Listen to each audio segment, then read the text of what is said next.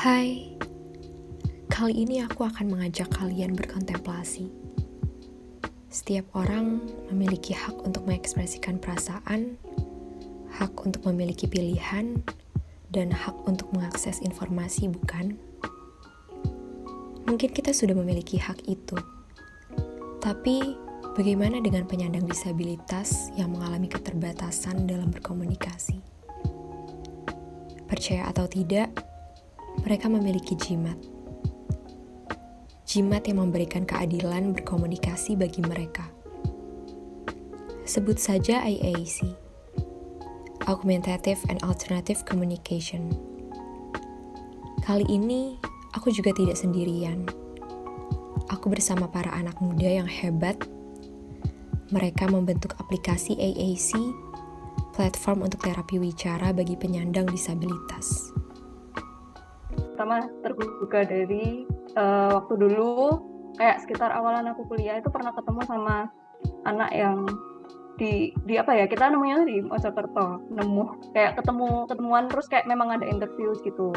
Nah istilahnya memang secara financial kurang mampu gitu ya, terus dia tuh di lingkungannya itu dicap idiot gitu karena memang ya itu tadi, ketika ngobrol sama temennya nggak nyambung, terus dibully-bully, terus memang kesulitan dalam sosialisasi gitu.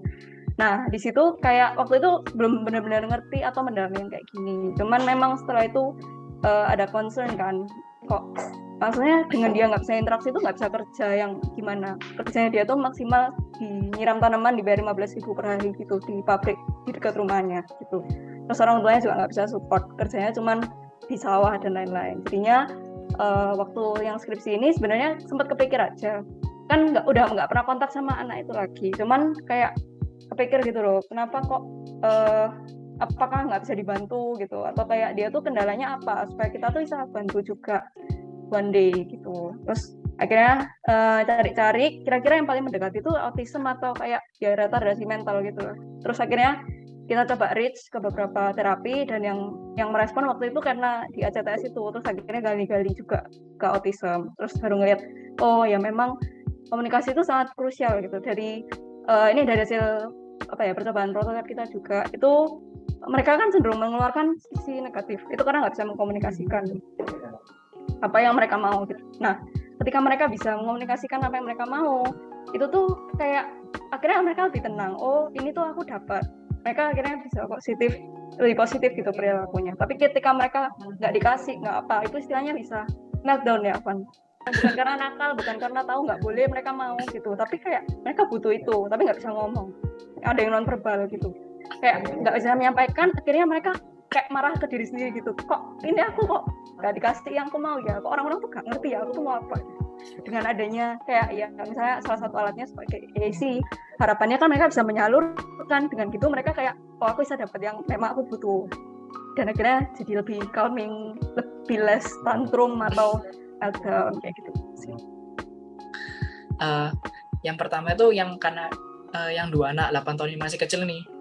Jadi yang awalnya yang pertama tuh masih malu-malu, terus kayak gampang cemas, terus sering ngomong itu nggak jelas kayak terus tiba-tiba dia tuh bisa tahu kayak aku tuh mau ini, terus ngomong sama terapisnya lebih lancar, terus beberapa kali juga sempat interaksi sama kita dan dia jadi seneng gitu, happy, jadi enjoy banget terapinya gitu. Terus yang satu lagi juga sama sih, kayak awalnya dia tuh bukan suka marah ya, kayak sometimes tuh marah karena dia mau apa nggak keturutan gitu. Nah begitu dia paham cara pakai aplikasinya, beberapa kali dia minta tuh kayak udah bisa, orang lain udah bisa ngerti dan dia juga bisa dapat apa yang dia mau. Jadi kayak emosinya jadi lebih stabil, terus lebih meredam lah gitu. Jadi misal anaknya kayak aku terus mau pergi main. Ini kan orang-orang yang tidak ada spektrum seperti kita itu bisa dengan mudah sih kayak mengerti lah intinya. Kayak oh ini memang anaknya lagi mau pergi main gitu. Tanpa kita harus kayak belajar bahasa isyarat dulu kan. Kalau yang lain ada yang pakai bahasa isyarat dengan tangan dan sebagainya, kita harus belajar dulu.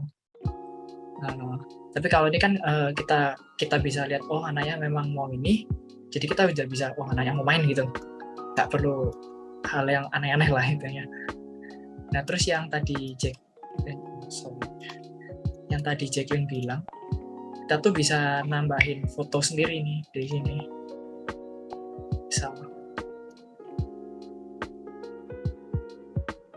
Misalnya saya ambil dari galeri tentunya. Nah ini kategorinya udah kita kelompokkan nih, kayak misalnya dia masuk di kata tanya, waktu, bentuk, ukuran, warna, atau aku mau, orang, dan sebagainya. Bisa kita masukkan di alat gitu.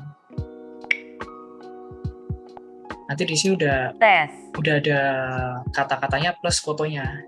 Jadi memang beberapa nautis untuk mengenali ilustrasi itu ada yang beberapa masih kurang. Jadi mereka lebih prefer pakai foto yang asli. Jadi kita sediakan sih seperti itu. Dan kalau mau cari yang ini kan tadi kan kita masukkan di alat tuh. Ini kita mau cari di kategorinya alat sendiri juga masuk kok. Gitu. Kira-kira seperti itu. Kita membuat alat itu cuma membantu. Sisanya tuh memang 90%, bahkan mungkin 99% itu tergantung dari orang tua dan lingkungan yang mendukungnya. Kita mau buat alat secanggih apapun nih ya, tapi kalau misalnya orang tuanya nggak dukung atau mungkin lingkungannya kurang kondusif, ya anak itu tidak akan bisa berkembang gitu. Atau mungkin orang yang dengan disability intelektual itu juga sulit berkembang gitu.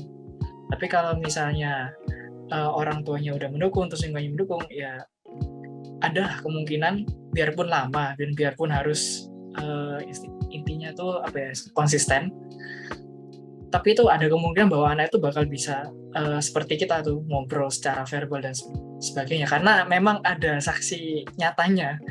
Salah satu anaknya pendiri ACTS itu juga autism, dan karena konsisten jadi ya bisa ngobrol, bahkan bisa nyetir mobil sekarang. Dengan jadi orang tua yang mendampingi anak kayak gitu, kita kebayang tuh perlu ekstra sabar. Jadi kalau bisa all parents atau siapapun yang mungkin punya sahabat yang kayak gitu dan lain-lain, syukuri setiap step, setiap progres yang dia bikin tiap hari gitu. Setiap apapun yang dia bikin di hari itu tuh kayak sangat berarti ke depannya gitu. Jangan putus asa kayak, sudah 3 bulan, 6 bulan, segini-segini terus dan lain-lain. Enggak, mereka it takes time gitu untuk mereka. Kita cuman butuh konsisten dan terus mau dampingi aja yang sabar dan kayak have hope gitu. Kalau memang mereka pada akhirnya bisa. Kita nggak ngomong sembuh ya, karena kita ngelihat autism ini sampai sekarang pun belum tahu penyebabnya.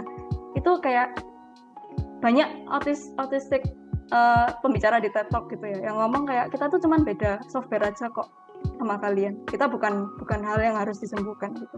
Jadi kita yang harus berusaha memahami, sabar, dan pasti ada aja jalannya kalau memang kita konsisten dan terus kayak memang pastinya kita tuh tulus untuk mereka. Aku yakin kita semua memiliki jimat yang memberikan kita kekuatan, seperti boneka yang selalu kita peluk saat kecil, seperti kembang api yang bisa bersinar karena gelapnya malam hari, seperti ombak yang hidup bebas bersama angin. Tanpa kita sadari, kita membutuhkannya, memberikan kita keadilan. AAC memberikan keadilan bagi penyandang disabilitas. Hi, I'm Salsha. Thank you guys for watching my video. Don't forget to subscribe. Bye!